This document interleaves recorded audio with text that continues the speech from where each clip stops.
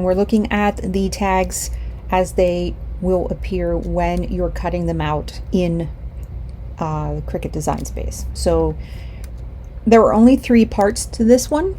You have a circle, you have the circle with the attached hook on the top, all welded together as one piece, and you have the tiny little piece that is for the gold or silver or whatever you decide, what color you decide to make it, for the string to go through for the tag.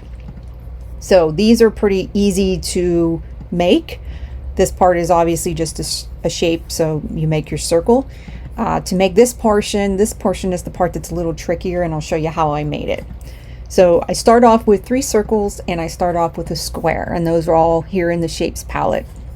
It doesn't matter the size because you can resize it as you need.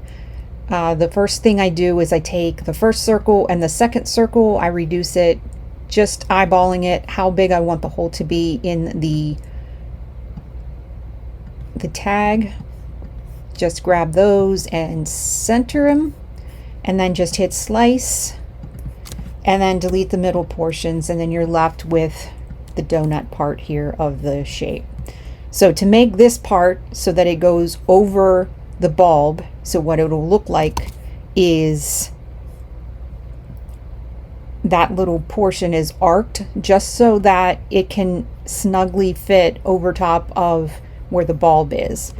So what you'll need to do is take your rectangle, and you want just enough so that it attaches to there. You don't want it too far, but you want just enough that it'll hold it.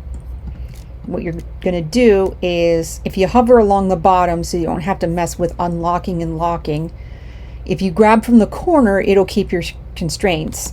But if you grab from the bottom or from the side and wait to get those little black arrows, you can move the box the width you want without having to worry about all that. Now, if you're going to be putting in exact measurements, then you'll want to unlock it and do that. But I find that this is easier when I just want to eyeball and make something a little smaller or wider, but it also gives you the measurements as you're dragging.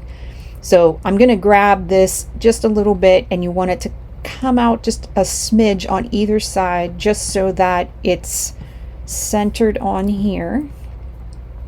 And I'm going to center horizontally, so this way that the circle is in the middle of the box. And then I'm going to use this as my bulb. And again, I'm just eyeballing it. Doesn't have to be exact, because what you're going to do is once you make it smaller, it'll work out fine. So I want to have it overlap. And again, we'll grab all these and center them horizontally. And then what you'll do is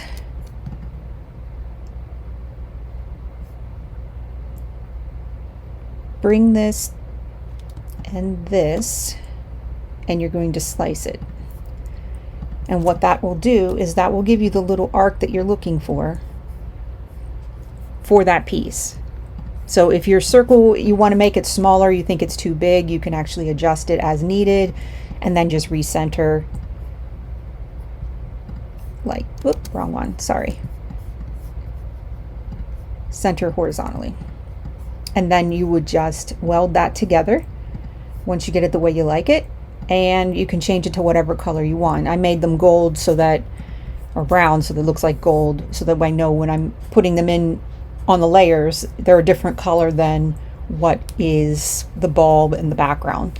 And then to make this portion, it's just simply welding these two together. So what you'll do is, I'm going to make a copy of this. You will have it just touch ever so slightly, just so that it actually welds it together. I'm going to do the horizontal again and then weld that. And then you have all one piece. So this one obviously is a much bigger than this one, but you'll play around with your dimensions depending on how you want it. If you want a bigger hole at the top for the string to go through, if you're using yarn or ribbon, it's all trial and error on how you want to have it done. The next part, you obviously will have your circle here, and before you weld it, make a copy of your top portion so that you can put that over top of it. So this is just giving you what this would be. So you should have 3 pieces. You should have the circle, you should have the background, and then you should have the individual little piece. And that is ready to be cut. Okay, so we got everything cut. We've got our black piece, our cardstock piece, and we've got our hanger part. So the assembly for this goes pretty quick. What you'll do is you just glue this portion onto the back of the black.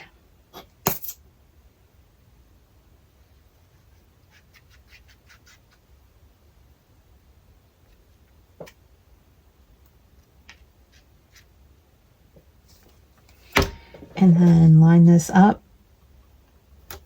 Have an even amount of black showing. And then for the little hanger part, you're going to center that. And like we had said, we left a little bit of gap just so a little black shows through where your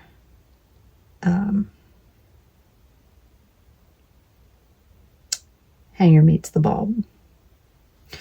So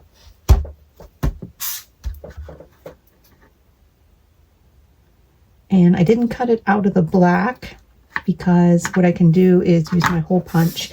And it, like I said, it will depend if you want to use ribbon, if you want to use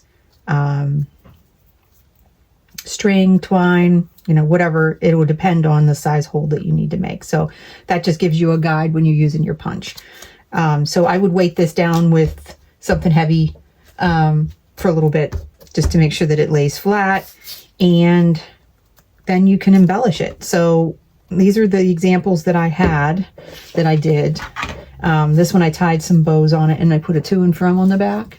But this one was just a simple white cardstock. I cut the design out, reversed it, and put it on top. This one here was one with a wreath type, and then I did a Christmas tree over top of it with a little bit of inking and distressed ink on top, and then added some snow. And then this one was even more simple. This one was just simply putting a snowflake on it and doing some embellishments on top of that. So you could put little crystals on there, some rhinestones. You could glue sequins on it.